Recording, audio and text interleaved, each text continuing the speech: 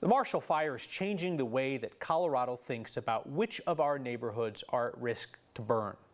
The state's second largest city is creating a new evacuation plan as a result.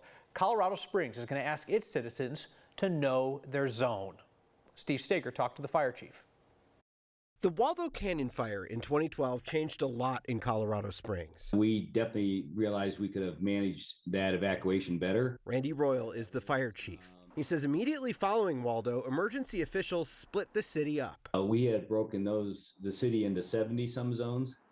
That was done internally previously to make them smaller and more manageable. The public didn't have access to those zones. They were reserved for emergency responders making evacuation decisions. This year, the Springs is changing things up, expanding to 200 smaller evacuation zones and letting people know where they are, much like you would in a hurricane or earthquake-prone area.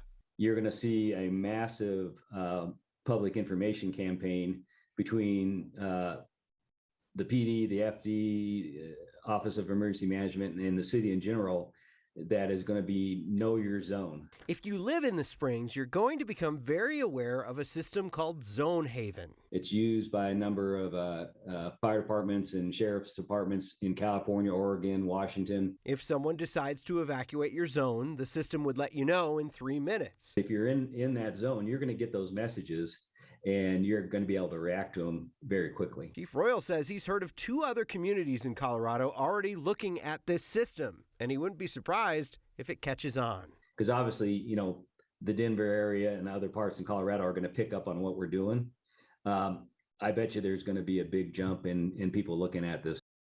These zoned evacuations aren't new to Colorado. They're pretty popular in areas that have experience with fire, like Grand County. They have the zones established up there. The difference really is that this system gives the public a view of what's happening in real time.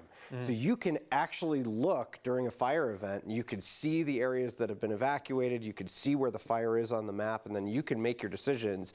Hopefully it gives firefighters the tools too to issue pre-evacuation orders in quick moving fires to give people a little heads up. Give people knowledge, some agencies they can protect themselves. Yeah. All right, thank you, Steve.